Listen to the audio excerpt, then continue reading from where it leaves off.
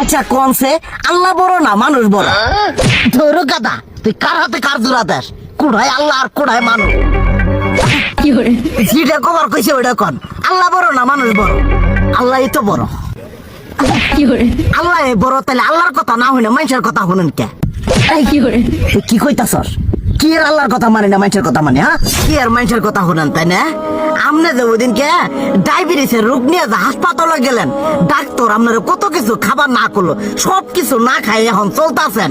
তাহলে আল্লাহ যে আপনারা কইছে যে হারাম খাবার না, সুদ খাবার না, কই আপনি তো কাম কাজ বাদ দিয়ে এলাকার মধ্যে টাকা পয়সা না গায়ে খালি ওইলে দিয়েই খান, নিজেরা টেও হালাল ভাবে কামাই করেন না।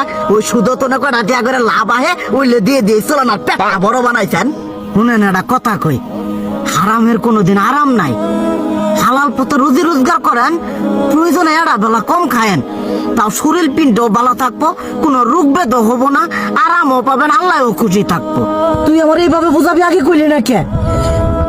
আসলে এই বিষয়টা তো আমি কখনো মাথায় এইভাবে নিইনি যে আমাদের কখনো ডাক্তার নিষেধ করলে ঠিকই আমরা নিষেধ মানি, কিন্তু উপর আল্লাহ যে কত কিছু নিষেধ করে দিয়ে সেটা মানি না।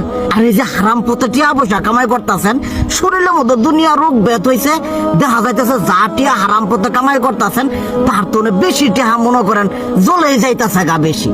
আজকের পর থেকে আমি আর এই হারাম সুদ খামো না, আমি হালাল পথে চলবো, হালাল টাকা পয়সা ইনকাম করবো।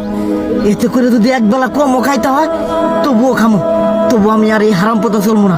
আচ্ছা ঠিক আছে।